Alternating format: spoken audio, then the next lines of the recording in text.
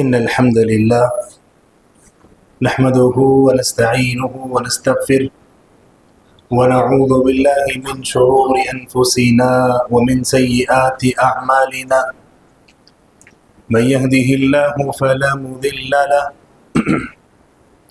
ومن يضلل فلا هادي له ونشهد أن لا إله إلا الله وحده لا شريك له ونشهد أن محمدا عبده ورسوله أما بعد أعوذ بالله من الشيطان الرجيم بسم الله الرحمن الرحيم يا أيها الذين آمنوا اتقوا الله حق تقاته ولا تموتن إلا وأنتم مسلمون يا أيها الناس اتقوا ربكم الذي خلقكم من نفس واحدة وخلق منها زوجها وبث منهما رجالا كثيرا ونساء واتقوا الله الذي تساءلون به والأرحام إن الله كان عليكم رقيبا يا أيها الذين آمنوا اتقوا الله وقولوا قولا سديدا يصلح لكم أعمالكم ويغفر لكم ذنوبكم ومن يطع الله ورسوله فقد فاز فوزا عظيما أما بعد فإن أحسن الكلام كلام الله وأحسن الهدى هدى النبي صلى الله عليه وسلم وشر الأمور محدثاتها وكل محدثة بدعة وكل بدعة ضلالة وكل ضلالة في النار قال الله عز وجل أعوذ بالله من الشيطان الرجيم بسم الله الرحمن الرحيم قاف والقرآن المجيد بل عجبوا أن جاءهم منذر منهم فقال الكافرون هذا شيء عجيب أإذا متنا وكنا ترابا ذلك رجع بعيد قد علمنا ما تنقص الأرض منهم وعندنا كتاب حفيظ بل كذبوا بالحق لما جاءهم فهم في أمر مريج أفلم ينظروا إلى السماء فوقهم كيف بنيناها وزيناها وما لها من فروج وقال تعالى أعوذ بالله من الشيطان الرجيم بسم الله الرحمن الرحيم من أحياها فكأنما أحيا الناس جميعا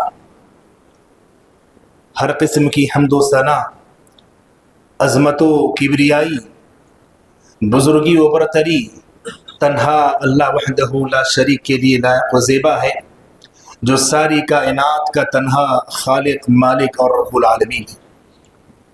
بعدہ درود و سلام ہو اللہ کی تمام انبیاء اور رسولوں پر، خصوصیت کے ساتھ اللہ کے آخری نبی امام الانبیاء محمد الرسول اللہ صلی اللہ علیہ وسلم کی ذات گرامی پر، جنہیں اللہ رب العالمین نے اس امت کا آخری نبی، آخری رسول بنا کر مبعوث فرمایا۔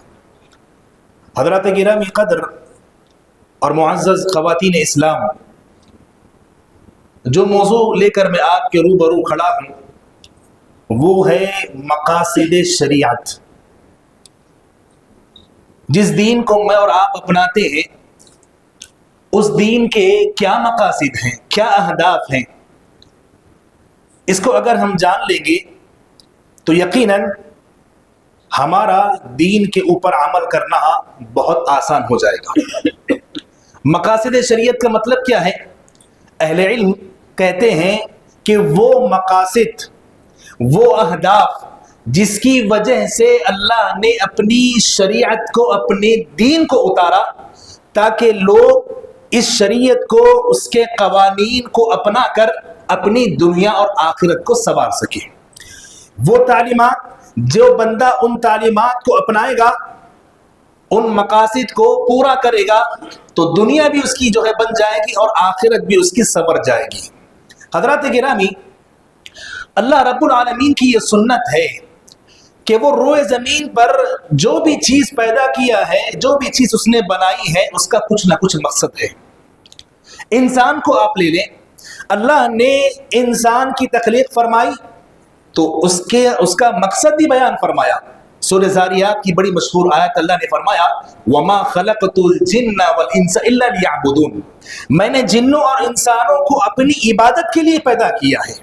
तो यहाँ बंदा मोमिन का एक हदफ होना चाहिए कि जिस रब ने हमें पैदा किया है उस रब ने पैदा करने के साथ साथ उसका मकसद भी बयान किया।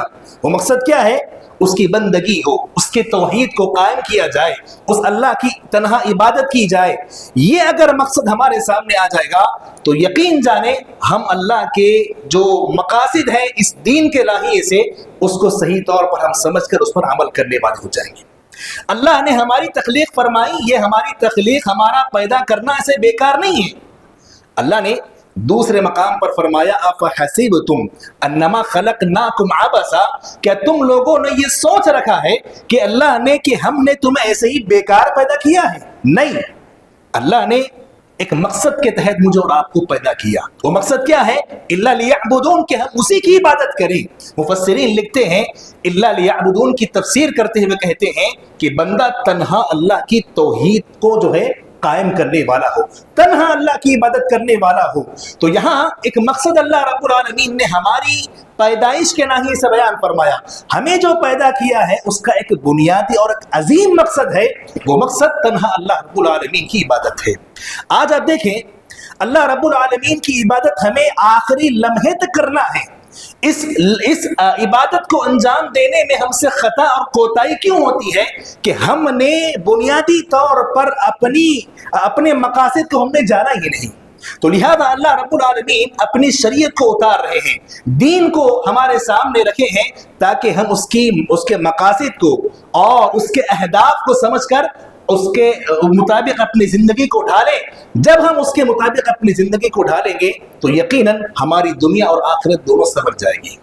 अल्लाह रब्बुल आलमीन ने जो इबादत जिसका हमें मुकल्लफ किया है, जिसका हमें हुक्म दिया है, उन इबादत पर अगर हम गौर करेंगे तो हमें ये बात बिल्कुल वाज़ेह हो जाएगी कि अल्लाह ने वो इबादत का मुकल्लफ हमें क्यों बनाया है। आप देखें, नमाज को लीजिए, नमाज के बारे में कुरान क्या कहता है? इन्ना सलाता तन्हा अनिल फहशाई वल मुनकर, ये नमाज तुम्हें बेहयाई से, मुनकरात से रोकती है। आज हमने इस मकसद को भूल दिया। आज हमारे अंदर वो मकसद जो नमाज को लेकर था कि ये नमाज हमें बुराई से रोकती है, मुनकरात से रोकती है, इस मकसद को हमने भुला दिया। आज हम नमाज भी पढ़ते हैं तो गुनाहों के अंदर जो है मुलविस हो जाते हैं। तो असल जो इबादत अल्लाह रब्बुल आलमीन ने हमारे ऊपर फर्ज किए हैं, जो कवानीन अल्लाह रब्बुल आलमीन ने हमारी दुनिया और आखिरत की इस्लाह की खातिर रखी हैं, उसके मकासद को सबसे पहले मुझे आपको समझना है। आप रोजे को ले लें, अल्लाह ने रोजे की हिकमत और रोजे का सबब क्या बतलाया कि लअल्लकुम तत्तकून, ये रमजान के रोजे तुम्हारे ऊपर इसलिए फर्ज किए गए हैं ताकि तुम जो है मुत्तकी बन जाओ, अल्लाह रब्बुल आलमीन से डरने वाले बंदे बन जाओ। आज हम रोजे तो रखते हैं मगर हमारे अंदर वो तकवा क्यों पैदा नहीं हो रहा है? आज हम रमजान के अलावा दीगर दिनों के अंदर भी जो है रोजे के फराइज को अंजाम देते हैं, हमारे अंदर वो अल्लाह का खौफ, वो खौफ खुदा हमारे अंदर पैदा क्यों नहीं है? क्योंकि हमने असल में उसके मकसद को जाना ही नहीं है। तो अल्लाह रब्बुल आलमीन ने जो भी तालीमात हमारी इस्लाह की खातिर उतारी है उसका कुछ न कुछ मकसद अल्लाह रब्बुल आलमीन ने रखा है। अगर हम उन मकासद को जानेंगे, उसके मुताबिक अमल करने वाले बन जाएंगे, यकीनन हम जो है कामयाब हो जाएंगे। अहले इल्म ने शरीयत के बहुत से मकासद को बयान किया है। उन मकासद में से 5 ऐसे मकासद हैं कि अगर उस पर गौर किया जाए तो यकीनन जो है हम शरीयत के ऊपर अमल करने वाले होंगे। और ये 5 ऐसे मकासद हैं कि अगर बंदा इस पर गौर करे, इस पर अमल करे तो यकीनन वो बंदा कामयाब हो सकता है। सबसे पहला मकसद क्या है? हिफ्ज़ुद्दीन, शरीयत का, उसकी तालीमात का सबसे बुनियादी मकसद ये है कि बंदा अपने दीन की हिफाजत करे। जो दीन अल्लाह रब्बुल आलमीन ने हमें इस्लाम के नाहिए से दिया है, जो दीन अल्लाह रब्बुल आलमीन ने हमें कुरान के तौर पर अता किया है, उस दीन की हिफाजत हमारे अंदर होनी चाहिए। आज दुनिया की ये जो आराइश हैं, ये जो नेमतें हैं, ये जो ज़ेब व ज़ीनत की चीजें हैं, इन चीजों के पीछे पड़कर हम अपने आप को और अपने दीन को जो है बेच देने वाले बन गए हैं। اللہ کے नबी अलैहिस्सलाम जहां अल्लाह ने आपको दीन इस्लाम अता किया, वहीं पर आपने अपनी उम्मत को इस दीन की अहमियत को जो है उजागर किया। आप देखिए अहादीस के अंदर जब सहाबा अल्लाह के नबी अलैहिस्सलाम से सवाल करते थे कि अय्युल अअमाल अफदल, अल्लाह के नबी अलैहिस्सलाम अमाल में, नेकियों में सबसे अजीम नेकी कौन सी है? तो आप कहते थे ईमानुन बिल्लाह, अल्लाह के ऊपर ईमान लाना, यानी उसके दीन को कायम करना, ये सबसे अहम चीज है। और जब बंदा इस दीन की अहमियत को समझ जाएगा तो कभी दुनिया की चंद चीजों की खातिर अपने दीन को, अपने ईमान को नहीं बेचेगा। आप अल्लाह के नबी अलैहिस्सलाम की जिंदगी को देखिए, आप ऐसी शख्सियत हैं कि मक्का वालों ने आपको खरीदना चाहा, सियासत देकर, माल देकर जो है, और कई तरह की नेमतों से जो है आपको खरीदना चाहा, मगर अल्लाह के नबी अलैहिस्सलाम ने अपने दीन का सौदा नहीं किया, अपने ईमान का सौदा नहीं किया। और एक मौका ऐसा भी आया, वो कुरैश, वो अहले मक्का आपके चचा अबू तालिब के पास आए और आकर आपकी शिकायतें की, ये आपका भतीजा मोहम्मद सल्लल्लाहु अलैहि वसल्लम ये हमारे मक्का वालों को भटका रहा है, आप उसे तंबीह कीजिए। जब अबू तालिब के पास वो लोग आकर चले जाते हैं, अल्लाह के नबी अलैहिस्सलाम को हजरत अबू तालिब बुलाते हैं और बुलाकर कहते हैं कि ये तुम क्या काम कर रहे हो, तुम मुझे ऐसे काम पर जो है डाल रहे हो जिसकी जो है मैं इस्तात नहीं रख सकता। ये कुरैश तुम्हें तुम्हारे दीन से फेरना चाहते हैं, ये कुरैश तुम्हें अपने दावती मिशन में तुम्हें इससे दूर करना चाहते हैं। आप अल्लाह के नबी अलैहिस्सलाम के जज्बे को देखिए, दीन की हिफाजत को आप देखिए। अल्लाह के नबी अलैहिस्सलाम अबू तालिब के उन तमाम तर गुफ्तगू को सुनते हैं और कहते हैं, या अम्मी, ऐ मेरे चचा, वल्लाही, अल्लाह की कसम, लौ वदअू अश-शम्स फी यमीनी वल क़मर अन यसारी, ऐ मेरे चचा, ये अहले कुरैश, ये अहले मक्का अगर मेरे सीधे हाथ में सूरज को रख दे और मेरे दूसरे हाथ में चांद को रख दे, अला अन अतरुका हादा दीन, ऐ मेरे चचा, ये लोग इसलिए रखें कि ताकि मैं अपने दीन से फिर जाऊं, इस दीन की नस्र इशाअत से मैं रुक जाऊं। मा तरक्तुहु, ऐ मेरे चचा, मैं कभी अपने दीन से समझौता नहीं करूंगा, मैं अपने दीन की नस्र इशाअत करता रहूंगा, मैं इस मिशन से कभी नहीं रुकूंगा। अबू तालिब आपके जज्बे को देखते हैं और कहते हैं, इधहब या अखी, इधहब या बना अखी, ऐ मेरे भाई के बेटे, ऐ मेरे भतीजे, चले जाओ। फकुल मा अहबब्ता, आप कह दो जो आप कहना चाहते हो। यहाँ अल्लाह के नबी अलैहिस्सलाम के इन तारीखी जुमलों को सामने रखते हुए हमें ये बात मालूम होती है कि आपने अपने दीन की हिफाजत की है और आपने दावती मिशन के नाहिए से हमें यह पैगाम दिया है कि हमारे सामने कितनी नेमतें क्यों ना आ जाए, हम अपने दीन को, अपने इस्लाम को कभी इससे जो है समझौता नहीं करेंगे। ये हमारी शरीयत का बुनियादी मकसद है। इस मकसद को आज हमने नहीं जाना, और जाना भी है तो बाज दुनिया की जो है नेमतों की वजह से, बाज दुनिया के पैसों और मनसब की वजह से, ओहदे की वजह से हम अपने ईमान को, अपने दीन को बेच रहे हैं। अल्लाह के नबी अलैहिस्सलाम की वो बड़ी मशहूर हदीस जो सही मुस्लिम वगैरह के अंदर है, आप फरमाते हैं क़ियामत का आलम ऐसा होगा कि क़ुर्ब क़ियामत लोगों की हालत ऐसे होगी कि यबीउ युस्बिहु रजुल मुमिना, एक आदमी जो सुबह को मुमिन था, वयुमसी काफिरा, शाम होते होते काफिर हो जाएगा, वयुमसी मुस्लिमा, शाम को मुसलमान था, सुबह वयुस्बिहु काफिरा, सुबह होते होते वो काफिर हो जाएगा। क्यों? यबीउ दीनहु बिअरज़िन मिन दुनिया, दुनिया की चंद मामूली सी चीजों की इवज़ अपने दीन को बेच देगा। जो शरीयत, जो दीन अल्लाह रब्बुल आलमीन ने हमारी हिदायत के लिए उतारा था, उसका बुनियादी मकसद अपने इस दीन की हिफाजत थी। आज मुसलमान ये दुनिया की जो है चीजों की खातिर अपने दीन को बेच रहा है, अपने ईमान को बेच रहा है। और यहाँ क़ुर्ब क़ियामत के बारे में अल्लाह के नबी अलैहिस्सलाम फरमा रहे हैं कि क़ियामत के करीब लोगों के ईमान की हालत ऐसे होगी, सुबह को तो मोमिन थे, शाम होते होते काफिर हो जाएंगे, शाम को तो मोमिन थे, मुसलमान थे, सुबह होगी तो खबर मिलेगी कि फलां जो है काफिर हो चुका है। और ये बात यकीनी है। अखबारात को उठाइए, सोशल मीडिया का आप जायजा लीजिए, आपको कई ऐसे अखबारात मिलेंगे, कई ऐसी खबरें आपको मिलेंगी कि फलां मुसलमान था, फलां खानदान मुसलमान था और अच्छे घराने का था, मगर चंद चीजों की खातिर, मनसब और ओहदे की खातिर, माल की खातिर उन्होंने इस्लाम को छोड़ दिया और दायरे कुफ्र में चले गए।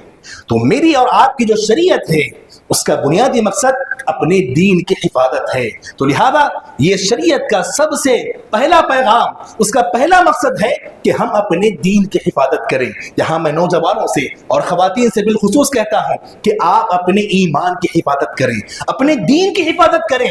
دنیا کی کتنی چیزیں آپ کو نہ ملے، کئی طرح کی چیزیں اگر آپ کو مل بھی جائے، مگر ایمان اگر آپ کے پاس نہیں ہے تو کل قیامت کے دن آپ کبھی کامیاب نہیں ہو سکیں گے. تو یہ اسلام کا، دین کا، شریعت کا سب سے پہلا مقصد ہے کہ ہم اپنے دین، اپنے اسلام کی حفاظت کریں اور اس کے لیے اپنے آپ کو قربان کرنے پر بھی جو ہے ہم آمادہ ہو جائیں. معزز سامعین، یہ دین آپ دیکھیے اللہ کے نبی علیہ الصلوۃ والسلام کے صحابہ اس دین کو لے کر کتنے محتاط تھے. آپ نے اپنے صحابہ کو یہ پیغام دیا کہ آپ کبھی اس دین کے متعلق جو ہے کمپرومائز نہیں کرنا، آپ ہمیشہ تنہا اللہ رب العالمین کی عبادت کرنا. آپ نے شرک کے متعلق کیا فرمایا؟ لا تشرک باللہ، لا تشرک باللہ، آپ اللہ کے ساتھ کبھی شرک مت کرو. شرک میں کیا ہوتا ہے؟ بندہ اپنے دین کی حفاظت نہیں کر دیتا، اللہ کی تنہا عبادت نہیں کرتا، وہ غیروں کے سامنے اپنے سروں کو جھکا لیتا ہے. اللہ کے نبی علیہ الصلوۃ والسلام کی حدیث پر غور کیجیے، آپ فرماتے ہیں لا تشرک باللہ، اللہ کے ساتھ آپ شرک مت کرو. وَإِنْ عُذِّبْتَ، اگرچہ لوگ تمہیں عذاب کیوں نہ دے دیں، او حرقت، اگرچہ لوگ تمہیں جلا کیوں نہ دے، آپ اپنے دین پر ثابت قدم رہنا. اور اللہ کے نبی کے وہ صحابہ تھے، وہ اپنے ایمان کی قدر جانتے تھے، اسی لیے اللہ رب العالمین نے ان کے ایمان کے عوض ان کی فضیلتوں کو بیان کیا ہے. تو معزز سامعین، یہ پہلا مقصد ہمارا ہے. اور یہ بات میں کہہ دوں، موضوع بڑا وسیع ہے، اس موضوع کو سمجھنے کے لیے کئی جماعت کا جو ہے ادراک ہمیں کرنا پڑے گا. تو میں بنیادی طور پر چند ایک جو ہے مقصد کو آپ کے سامنے رکھتا ہوں. اسی طرح آپ دیکھیے ہمارے دین کا، ہماری شریعت کا ایک دوسرا اور بنیادی مقصد ہے کہ ہم اپنے جانوں کی حفاظت کریں. حفظ النفس اہل علم کہتے ہیں، اپنے جان کی، اپنے انسان جو ہے اپنے آپ کی حفاظت کرے. آپ اسلام کی تعلیمات کو دیکھیے، اسلام کتنا عظیم مذہب ہے. وہ کہتا ہے لا ضرر ولا ضرار فی الاسلام، نہ اسلام کے اندر نہ کسی کو تکلیف دینا ہے، اسلام کے اندر نہ اپنے آپ کو تکلیف میں ڈالنا ہے. نہ ہم کسی کو تکلیف دے سکتے ہیں، نہ ہم اپنے آپ کو تکلیف میں مبتلا کر سکتے ہیں. یہ اسلام ہے، یہ اس کا مقصد ہے. آج یہ مقصد ہم سے فوت ہو چکا ہے، اس مقصد کو ہم نے بھول دیا. آپ دیکھیے اس مقصد کو آج ہم نے بھلا ڈالا. وجہ اس کی یہ ہے کہ آج قتل و غارت گری عام ہے، معمولی باتوں پر قتل و غارت گری آپ کو ملے گی. اور یہ بات آپ یاد رکھیے، اسلام نے حفظ النفس، جان کی اہمیت کو اتنا واضح کیا ہے کہ ایک موقع پر حضرت عبداللہ بن عباس رضی اللہ عنہ بیان فرماتے ہیں کہ نبی علیہ الصلوۃ والسلام نے خانہ کعبہ پر نظر ڈالی، خانہ کعبہ کو دیکھا، اس کی فضیلت کو بیان کیا، اس کی حرمت کو بیان کیا. اللہ کے نبی علیہ الصلوۃ والسلام نے کہا ما اعظم حرمتک، اے خانہ کعبہ تو کتنا محترم ہے، تو کتنا عظیم ہے.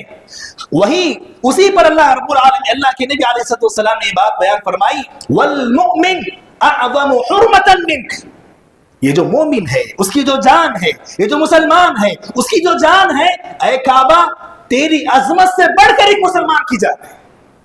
آج ہم نے اپنے بھائیوں کی جان کو معمولی سمجھ لیا ہے. آپ دیکھیں معمولی سے معمولی باتوں پر قتل و غارت گری ہے.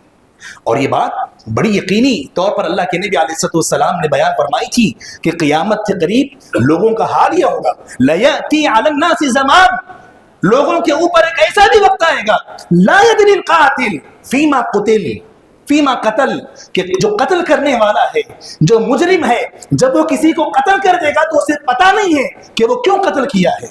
وَلَا يَدْرِي الْمَقْتُولُ فِي أَيِّ شَيْءٍ قُتِلَ، اور جو مقتول ہے، جسے مارا گیا ہے، اسے بھی پتہ نہیں ہوگا کہ لوگ مجھے کیوں قتل کیے ہیں. یہ قیامت کے قریب کا حال ہے. اور یقیناً آج ہم نے اپنے جانوں کی اہمیت کو نہیں سمجھا، اس کی حفاظت ہم نے نہیں کی. یہ اس کا نتیجہ ہے کہ معمولی باتوں پر جو ہے قتل و غارت گری عام ہے. تو یہ شریعت کا دوسرا جو ہے مقصد ہے، جو اللہ نے ہمیں جو شریعت دی ہے کہ ہم جو ہے اپنے آپ کی، اپنے مسلمان بھائیوں کی، مسلمان ہی نہیں بلکہ جو بھی انسان ہے، اس کے جان کی حفاظت کی ذمہ داری قرآن نے لی ہے. اللہ نے کیا فرمایا؟ اس فضیلت بیان کی کہ من احیاہا من احیاها فکأنما احیا الناس جمیعا، جو کسی ایک انسان کی جان کو بچا لیتا ہے گویا کہ وہ تمام تر لوگوں کی جانوں کو بچانے والا ہے۔ یہ ہمارا اسلام ہے۔ اور آج دشمنان اسلام ہم پر اعتراض کر رہے ہیں اور کہتے ہیں کہ یہ اسلام جو ہے دہشت گردی کی تعلیم دیتا ہے۔ نہیں، اسلام امن کی تعلیم دیتا ہے، اسلام پیس کی تعلیم دیتا ہے، ہمیں یہ پیغام دیتا ہے اگر آپ روئے زمین پر ایک آدمی کی جان کو بچاؤ گے، یقین جان لیجیے آپ نے ساری کائنات کے لوگوں کو بچا لیا ہے۔ اس مقصد کو مجھے آپ کو سمجھنا ہے کہ ہم اپنے آپ کی حفاظت کریں، اپنے جانوں کی حفاظت کریں اور دیگر لوگوں کی حفاظت کی ہم ذمہ داری لیں۔ سامعین، اسی طرح ہماری شریعت کا ایک بنیادی مقصد یہ ہے کہ ہم اپنے مال کی بھی حفاظت کریں۔ مال انسان کی زندگی کا ایک بڑا حصہ ہے۔ مال جس آدمی کے پاس نہیں ہے وہ دوسروں کے در کا بھکاری ہو جاتا ہے۔ اسلام نے مجھے اور آپ کو یہ پیغام دیا ہے کہ ہم مال کمائیں، محنت کریں، جستجو کریں۔ اسلام نے مال کے کمانے پر ابھارا ہے اور فضیلت بیان کی ہے۔ جمعہ کے ناحیے سے جو آیت جو سورہ اللہ رب العالمین نے سورہ جمعہ کے حوالے سے بیان کیا، اس کے اندر اللہ نے کیا فرمایا؟ اذا نودی للصلاۃ من یوم الجمعۃ فاسعوا الی ذکر اللہ، جب جمعہ کے دن نماز کے لیے اذان کا اعلان کیا جائے تو تم نماز کو آؤ۔ فاسعوا الی ذکر اللہ، اللہ کے ذکر کی طرف جلدی کرو۔ وذروا البیع، تجارت کو چھوڑ دو، بیع و شراء کو چھوڑ دو۔ اور جب نماز ختم ہو جائے اللہ نے کیا کہا کہ اللہ کے فضل کو تلاش کرو۔ اللہ کا فضل کیا ہے؟ وہ رزق ہے، رزق حلال ہے۔ اسلام نے ہمیں یہ پیغام دیا ہے کہ ہم رزق حلال کی کوشش کریں، نیک اور اچھا جو مال ہے اس کو کمانے کی ہم فکر مند ہو جائیں۔ اور اسلام نے جہاں ہمیں اپنے مال کے کمانے پر ابھارا، وہیں پر آپ دیکھیے اس کا جو مقصد اسلام کا ہے کہ جب ایک بندہ مال کماتا ہے اس مال کی حفاظت بھی اس کی ذمہ داری ہے، اور جب وہ اپنی مال کی حفاظت کر رہا ہے، اپنے اس مال کی حفاظت کے عوض اگر اسے قتل بھی ہو جانا پڑتا ہے تو اسلام کہتا ہے کہ وہ شہید کے مرتبے کو پانے والا ہے۔ سعید ابن زید کی وہ بڑی مشہور روایت جو ابو داؤد اور ترمذی وغیرہ کے اندر ہے، اللہ کے نبی فرماتے ہیں من قتل دون مالہ فہو شہید، جو آدمی اپنے مال کے عوض قتل کر دیا گیا، جسے جو اپنے مال کی دفاع میں قتل کر دیا گیا وہ شہید، اسلام کہتا ہے کہ وہ آدمی تو شہید کے مرتبے کو پہنچنے والا ہے۔ تو یہ اسلام کا ایک بنیادی مقصد ہے، ہماری شریعت کا ایک بنیادی مقصد ہے کہ ہم اپنے مالوں کی حفاظت کریں، اپنی جگہوں کی حفاظت کریں، اپنی پراپرٹی کی جو حفاظت کریں۔ اور جب مال کی حفاظت کی بات آ رہی ہے تو آج کل جو معاملہ چل رہا ہے اوقاف کا، یہ بھی ہمارا مال ہے۔ مقصد جو ہے، اصل چیز یہ ہے کہ آج ہم نے اس کو سمجھا نہیں ہے، اور ہمارے جو دانشور لوگ ہیں اس کی اہمیت کو جو ہے اب تک ہمارے سامنے واضح نہیں کیا۔ وہ اوقاف کی جگہ، وہ اوقاف کا مال جو ہمارا مال ہے، اس کی اہمیت اور اس کا جو اصل جو ہے راہ تھا اس کو خرچ کرنے کا، وہ عوام الناس کے لیے ہونا چاہیے تھا۔ وہ چیز آج ہمارے سامنے نہیں آئی۔ مگر میں آپ کو یہ بات بتلا دوں، یہ اوقاف کا مال، اوقاف کی جگہ، یہ ہمارا مال ہے، یہ ہمارا ہے، اس کی حفاظت بھی ہماری ذمہ داری ہے۔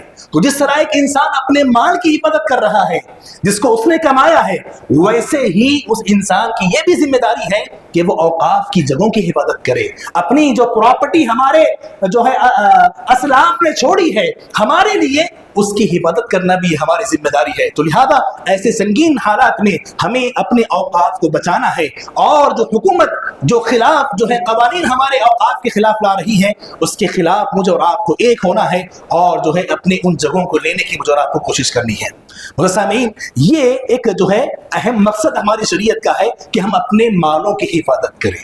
اسی طرح آپ دیکھیں شریعت کا ایک بنیادی مقصد اپنے عقلوں کی حفاظت ہے، حفظ العقلی، اپنے عقل کی حفاظت۔ مطلب کیا ہے کہ اللہ رب العالمین نے جو سمجھنے کے لیے جو عقل، جو دماغ ہمیں دیا ہے، اس کی حفاظت ہمیں کرنا ہے۔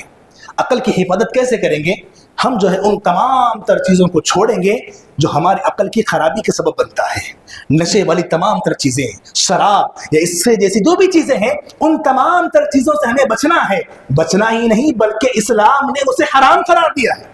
اور آپ تعجب کریں گے، دلائل کو سامنے رکھتے ہوئے امام نووی رحمہ اللہ نے یہ بات لکھی ہے کہ اجمع المسلمون علی تحریم شرب الخمر، اسلام نے इस्लाम के जो मानने वाले हैं उनका ये इजमा है कि उन्होंने जो है शराब को या उसकी जैसी और भी चीजें हैं उसे हराम करार दिया है। वअला वुजूब हद, और हद ऐसे आदमी के ऊपर वाजिब होती है, कोड़े उसे मारा जाएगा जो शराब को पीता है। सवा उन शरीबा कलीलन औ कसीरा, चाहे वो आदमी शराब को थोड़ा पीता है या जो है ज्यादा पी लेता है। शराब क्यों हराम है? शराब कहते किसे हैं? मा खामर अल, जो इंसान की अकल को खराब कर दे। और आप जानते हैं, आप निकले, जो शराबी होता है जब शराब को वो पीता है तो उसकी अकल खत्म हो जाती है और शराब को पीकर वो कोने में पड़ा हुआ होता है, कुत्ते उसके पास आते हैं, दीगर चीजों के अंदर, नारियों के अंदर वो पड़ जाता है। वजह क्या है कि उसे अपनी अकल का अकल का जो इदराक उसे करना था, उस शराब और उस नशे की वजह से वो इदराक या वो चीज उसके अंदर से खत्म हो गई है। तो इस्लाम, हमारी शरीयत हमसे ये मुतालबा करती है कि हम अपनी अकलों की हिफाजत करें, अपनी जो समझ है उसका सही इस्तेमाल करें। और आप इस्लाम की तालीमात को देखिए कि अगर एक बंदा जानबूझकर शराब पीता है और शराब पीकर या दीगर नशों की चीजों को इस्तेमाल करता है और उसकी वजह से उसकी अकल खराब होती है, तो इस्लाम ने ऐसे आदमी को जो है किसास के यानी हद के नाहिए से उसे मारने का हुक्म दिया है, कोड़े उसे लगाए जाएंगे। तो ये हमारा दीन है, हमारी शरीयत है जो मुझे और आपको ये पैगाम देती है कि हम जैसे अपने माल की हिफाजत कर रहे हैं, हम जैसे अपने आप की हिफाजत कर रहे हैं, अपने जानों की हिफाजत कर रहे हैं, वैसे ही अपनी अकल की भी हिफाजत करें। ये एक अहम जो है बुनियादी मकसद हमारी शरीयत का है। इसी तरह हमारी शरीयत का एक बुनियादी मकसद इज्जत व आबरू की हिफाजत है।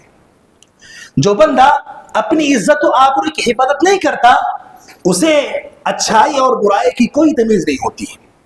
इसीलिए हदीस में क्या कहा गया कि अल हया मिनल ईमान, हया ये ईमान का हिस्सा है। जिस आदमी के अंदर हया नहीं, वो जो चाहे काम करे। तो इस्लाम ने जहां कई चीजों को बयान किया, वहीं पर उसका एक मकसद ये है कि वो अपने इज्जत व आबरू की हिफाजत करे, अपने आप की हिफाजत करे। और आप इस्लाम की तालीमात को देखिए कि घरेलू जिंदगी से मुतालिक अहकामात तो अल्लाह ने बयान किया, पर्दे का हुक्म दिया। एक अजनबी आदमी है, वो किसी के घर में दाखिल नहीं हो सकता इल्ला ये कि वो 3 मरतबा इजाजत ले ले। और जो है दीगर अहकामात को अल्लाह रब्बुल आलमीन ने घरों से मुतालिक जो है बयान किया। वजह क्या है कि आदमी अपने आप की हिफाजत करे, अपने जानों की हिफाजत करे, अपनी इज्जत व आबरू की हिफाजत करे। आज का माहौल ऐसा है कि एक खातून बुर्का भी पहनती है तो उस बुर्के की वजह से उसकी जिस्म के आज़ा नजर आते हैं। ये क्यों है? इसलिए कि आज हमने अपने शरीयत के मकासद को नहीं जाना। हम बुर्का तो पहनते हैं, दीगर चीजों को तो जो है हम इस्तेमाल करते हैं, मगर उसके जरिए जो असल मकसूद था हमारा जिस्म जाहिर नहीं होना, वो इस चीज को आज हमने नहीं समझा है। तो मुज़स्सिमीन, ये एक हिफ्ज़ुल नफ्स या हिफ्ज़ुल इर्द या नस्ल जो अहले इल्म कहते हैं कि अपने इज्जत व आबरू की हिफाजत, ये भी एक अहम चीज है। तो मुज़स्सिमीन, ये हमारे शरीयत के बुनियादी मकासद हैं।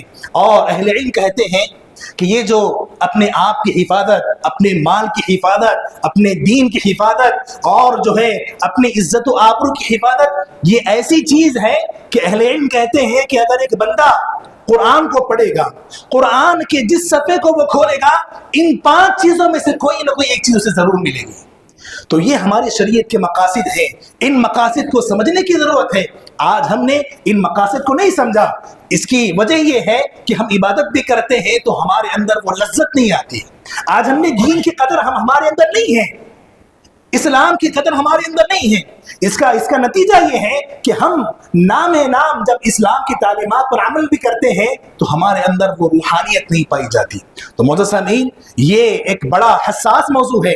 इस्लाम की, दीन की जो तालीमात है उसके क्या मकासद हैं, उन मकासद को जानना बहुत ज़रूरी है। और ये चंद बातें मुख्तसर तौर पर मैंने आपके सामने रखी है। तो लिहाजा सबसे पहले मेरी और आपकी फिक्र ये हो कि हम अपने ईमान की हिफाजत करें, अपने दीन की हिफाजत करें और अपने आप की, अपने जानों की हिफाजत करें। जहां हम अपने जानों की हिफाजत कर रहे हैं वहीं पर हम दूसरों की जानों की भी हिफाजत करें। साथ ही साथ हम अपने मालों की हिफाजत करें। और माल की हिफाजत इस तौर पर भी हम करें कि जो हमारे असलाफ ने जो माल, जो जगह हमें दी है, औकाफ के नाहिए से اس کی حفاظت بھی ہماری ہونی چاہیے. ساتھ ہی ساتھ اپنی عقلوں کی حفاظت کریں.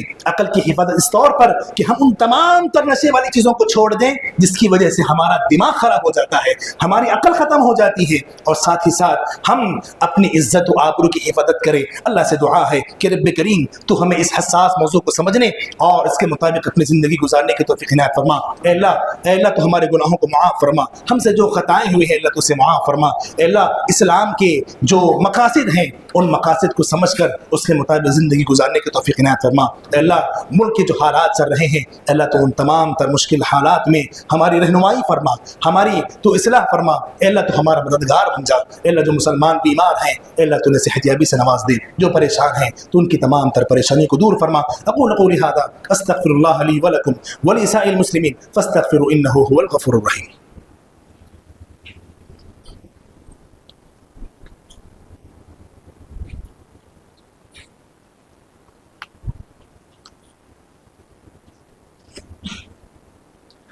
ان الحمد للہ نحمده ونستعینه ونستغفره ونعوذ بالله من شرور انفسنا ومن سيئات اعمالنا من يهده الله فلا مضل له ومن يضلل فلا هادي له ونشهد ان لا اله الا الله وحده لا شريك له ونشهد ان محمدا عبده ورسوله. اما بعد اعوذ بالله من الشيطان الرجيم بسم الله الرحمن الرحيم. ان الله يأمر بالعدل والإحسان وإيتاء ذي القربى وينهى عن الفحشاء والمنكر والبغي يعظكم لعلكم تذكرون. اذكروا الله يذكركم وادعوه يستجب لكم ولذكر الله أكبر والله يعلم ما تصنعون.